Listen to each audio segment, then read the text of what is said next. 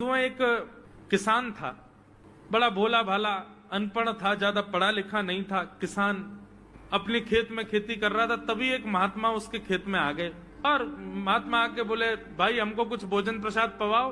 किसान बोला, अरे महात्मा आए भैया, इनको प्रणाम करो। किसान ने उनको प्रणाम किया, प्रणाम करके महाराज उनको भोजन प्रसाद पवाया।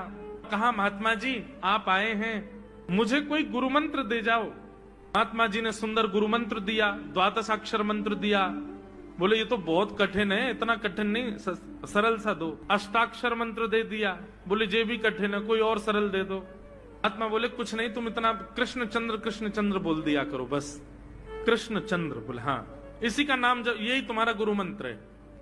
इतना भोला बेचारा याद करने लगा, उसको याद ही नहीं होवे कृष्ण चंद्र कृष्ण चंद्र कृष्ण चंद्र। अब भूल ना जाऊं इसके लिए बोलता रहता था 24 घंटे, कृष्ण चंद्र कृष्ण चंद्र कृष्ण चंद्र। अपने खेत में हल जोत रहा था, कृष्ण चंद्र बोल रहा था। इतने में उसकी पत्नी आ गई, अरे सुनो तुम्हारे लिए भोजन लाई हूं, जल्दी कर लो। बोले कृष्ण चंद्र कृष्ण चंद्र कृष्ण चंद्र। पत्नी पीछे लग गई, पीछे भोजन तो कर लो, रोटी तो खा लो, ठंडी हो जाएगी।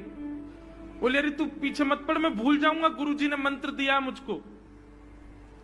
पत्नी बोली, अच्छा एक काम करो, आप भोजन कर आओ, तब तक आपके नाम को मैं रट लेती हूँ, मैं उसको संभाल लूंगी, पर जैसे ही आप आओगे फिर आपको सुना दूंगी, आप कर लेना। वो ठीक है। बोले क्या बोलना है? बोले कृष्ण चंद्र। पत्नी बोली ठीक है। अब कृष्ण चंद्र बोलने लगी पत्नी। कभी कहीं जाए कभी कहीं जाए, कुछ करे। वो कृष्ण चंद्र बोलते बोलते घसीटे चंद्र हो गया। लौट करके अपने पति के पास, पति बोल, हाँ वो मैं भोजन कर लिया, जल्दी गुरु मंत्र सुना दे मुझको, क्या था मैं तो भूल गया। बोले घसीटे चंद्र। वो उसी से ही हल जोतने लगा, घसीटे चंद्र घसीटे चंद्र घसीटे चंद्र। आकाश में वैकुंठ में बैठे हुए वैकुंठनाथ भगवान प्रसन्न हो गए और प्रसन्न होकर के बोले, लक्ष्मी जी हम जा रहे हैं। बोले कहां? बोले एक किसान का उद्धार करने जा रहे हैं, उसको वैकुंठ लेके आएंगे। लक्ष्मी जी बोली, आपका अशुद्ध नाम बोल रहा है वो, आपका अशुद्ध नाम उच्चारित कर रहा है वो, और आप कह रहे हो कि इसका कल्याण करूंगा मैं। ठाकुर जी बोले, देखो नाम भाव कुभाव अनख आलसहु, नाम जपत मंगल दिश। नाम कैसे भी जपे कोई दोष नहीं है, बस भाव मेरे प्रति होना चाहिए। वो नाम भले ही गलत जप रहा है, लेकिन उसके हृदय में तो मैं ही हूं ना। और एक बात बताऊं लक्ष्मी जी आपको। बोले क्या? बोले ये घसीटे चंद्र अशुद्ध नहीं है, मेरा नाम है ये भी। बोले क्यों? बोले जब हम छोटे थे तो बाल लीला कर रहे थे ब्रज में, यशोदा मैया खूब नहलाती धुलाती और बढ़िया सुंदर श्रृंगार करती, लेकिन हम पूरे नंद भवन में घुटमुन चल चल के कभी नीचे लुढ़क करके कभी ऊपर गिर के सब माला तोड़ लेते, अस्त व्यस्त वस्त्र कर लेते, घुंघराले केशों की ऐसे भुज्जा बना लेते, ऐसा रूप बना लेते। यशोदा मैया बोली, आओ मेरे घसीटे चंद्र। सुबह कृष्ण चंद्र बना के भेजती हूँ, घसीटा चंद्र बन के आता है शाम को। तो बोले तब यशोदा मैया ने हमारा नाम रखो घसीटे चंद्र, तो इसलिए शुद्ध नाम है। तो ठाकुर जी के बहुत सारे नाम हो गए, कनुआ, गोपाल, गोविंद, माधव, कन्हैया। यशोदा जी का प्रिय नाम है कन्हैया। मैया लाल जी को इसी नाम से पुकारती है। ठाकुर जी अब धीरे धीरे 3.5 वर्ष के हो गए, और जैसे ही 3.5 वर्ष के भय महाराज, मानो जैसे उनके शरीर में स्प्रिंग एक्टिवेट हो गई हो। इतना ऊधम मचाते हैं, इतना ऊधम मचाते हैं, पूरी गोकुल की नाक में दम कर रखा ठाकुर जी ने। यशोदा मैया ने लाल जी को नूपुर पहना रखे। सवेरे जैसे ही ठाकुर जी उठते हैं, नूपुरों की आवाज आती है तो यशोदा मैया तुरंत रसोई घर से दौड़ के जाती है लाला के पास। लेकिन ठाकुर जी इतने चतुर हैं, यमुना तट पर जाते हैं और नूपुरों में बालू भर लाते हैं कि कल नूपुर आवाज नहीं करेंगे, सुबह उठ के हम घर से भाग जाएंगे कहीं और, मैया को पता ही ना चलेगी।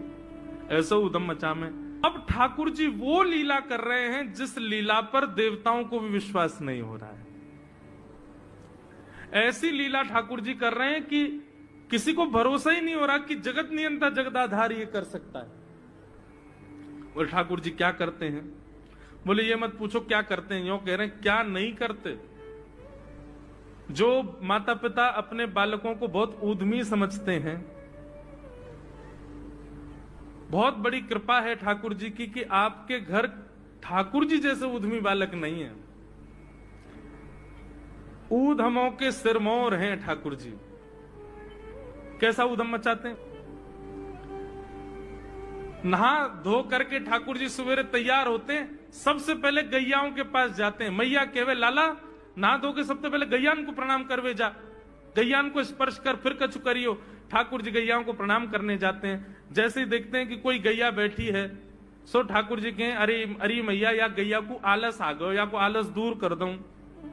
सो बैठी हुई गैया के ठाकुर जी सींग पकड़ लेते हैं और सींग पकड़ करके अपनी ओर खींचते हैं। दूसरी तरफ से सींग बलराम जी पकड़ लेते हैं। अब ऐसे सींग पकड़ करके ऐसे ऐसे गैया के सींग हिलाते हैं। अब बैठी रहती गैया थोड़ी देर तो कोई बात नहीं, जैसे जोर जोर से हिलाना प्रारंभ करते हैं सोई गैया खड़ी हो जाती है। और जैसे गैया खड़ी होती ठाकुर जी लटक जाते हैं सींगों से। अब ठाकुर जी को तो बढ़िया झूला बन गया, गैया की सींगन पर झूल रहे हैं। थोड़ी देर तो गैया इधर से उधर ठाकुर जी को झुलाती रहती है, लेकिन थोड़ी देर बाद जैसे ही ठाकुर जी की पकड़ कमजोर होती है, गैया को पता चल जाए कि अब लाला गिरवे वार होए, तो गैया भी इतनी चतुर कि वो गोबर में ही जाके खड़ी हो गए। ठाकुर जी के ने आगे को चल, मैं गोबर में है जाऊंगा। गैया के ना अब तो मैं यही खड़ी रहूंगी, तुम गोबर में ही गिरो। और सोई ठाकुर जी को हाथ छूट जा, मैया मैया बचाइयो, देख जे गैया मुंह को गोबर में फेंक रही है।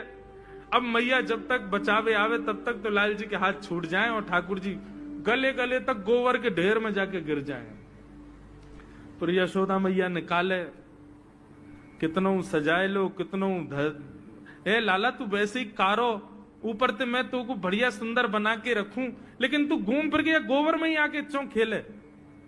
मोकू तो लगे तू पूर्व जन्म को सूकर दीख है। ठाकुर जी मंद मंद मुस्कुरा रहे, हाँ मैया जे बरा भगवान को अवतार भयो ना, जाने पृथ्वी की रक्षा करी हिरण्याक्ष थे। भैया बोली हाँ वो मैं ही तो हतो, मैं जय जय हूं मैया, वो बरा भगवान ही जय जय, वही जय जय तेरे यहाँ लाला बन के आयो है। यशोदा मैया के बातन ने मत बनाए कर, नेक नेक बड़ो है क्यों, बोलो सीखो, ऐसी बात बनावे, जय जय बोले अपने आप पे, नावे धोवे है ना है, मोह पहुंचे ना है, मैं जय जय हूं। ऐसी मधुर लीला ठाकुर जी कर रहे हैं। आकाश में 33 कोटि देवता ये लीला देख करके अपने नेत्रों पर विश्वास नहीं कर रहे। ऐसे मधुर ठाकुर जी। एक दिन नंद भवन में गैया ब्याह गई। जैसे ही गैया ब्याई, ठाकुर जी जैसे ही गैया ब्याती है तो ठाकुर जी वहीं खड़े हो जाते हैं।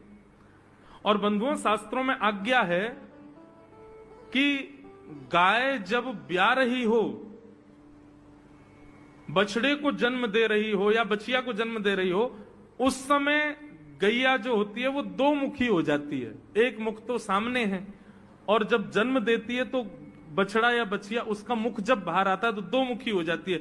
ऐसी दो मुखी गैया की जब आप परिक्रमा करते हो तो पूरे ब्रह्मांड की परिक्रमा का फल प्राप्त होता है। तो ठाकुर जी का नियम है, नंद बाबा की उंगली पकड़ के खड़े रहे, जैसे ही गैया ब्यावे वारी हो तो वाकू सहलाते रहे, जैसे ही गैया ब्यावे वारी हो, जैसे ही बछड़ा बाहर आवे सोई ठाकुर जी वाकी परिक्रमा कर ले, परिक्रमा करके दंडवत प्रणाम करें, वाकू वाकी चरण रज को माथे से लगा में, और बछड़ा जन्म ले सो वाकू नवा में दुआ में, वाकू अपने गरे से लगा में। एक दिन ठाकुर जी जोर जोर से रोने लगे। बछड़ा जैसे ही जन्म लियो बछड़ा ने, ठाकुर जी रोने लगे। नंद बाबा शांत करा में नहीं माने, बलराम जी ने शांत करायो नहीं माने। यशोदा मैया बोले लाला का भयो, तू रो क्यों रोए? बोले मैया मेरे संग बहुत बुरा भयो। यशोदा मैया बोली कहा भयो? बोले गैया के बछड़ा ने जन्म लियो। मैया बोली तो वाह बछड़ा को मैंने मुंह खोल कर देखो, वाह के सबरे दांत निकले आए। मेरे जन्म को 3 साल है गए, अभी तक 4 ही दांत निकले मैया, वो टूट जाए, रो रहे हैं अपने दांतन को, मेरे दांत चौना निकल रहे सबरे। बाप बछड़ा के जन्म लेते सबरे दांत आ गए, मेरे दांत चौने ही आ रहे हैं। यशोदा मैया ऐसी मधुर बात सुनकर के झूठी झूठी कहती, मैया कहती लाला तू दूध ना पीवे ना, पूरे दिन मक्खन खावे, मक्खन चीकनो होवे, दांत निकले चिकनो है कि सुई पेट में चलो जाए, तो दूध पिए कर। चोटी पकड़ के रोते मैया मेरी चोटी चौना भर रही। बाप बलराम की चोटी देखो कैसी नागिन जैसी चोटी है वाकई, और मेरी चोटी कैसी है मैया, नेक सी पतरी सी। मैया बोले लाला तू दूध ना पीवे, दूध ते चोटी बड़े बलराम देखिए ऐसा जग भर के दूध पीवे। सो ठाकुर जी दूध को पात्र हाथ में ले में, अपनी चोटी खोल ले में और फिर चोटी पकड़ करके दूध पी में, और दूध पीते पीते नापते रहे कितनी बड़ी भई कि ना भई अभी। ऐसी मधुर लीला ठाकुर जी करते हैं। ऐसी लीलाएं हैं ठाकुर जी की कि उन लीलाओं को सुनकर के जो ज्ञान के मार्ग को नहीं समझ पाते, जो वैराग्य के मार्ग को नहीं समझ पाते, जो ज्ञान और वैराग्य से ठाकुर जी को प्राप्त नहीं कर पाते, वो इन लीलाओं से ठाकुर जी के हो ही जाएंगे। ऐसी लीला है।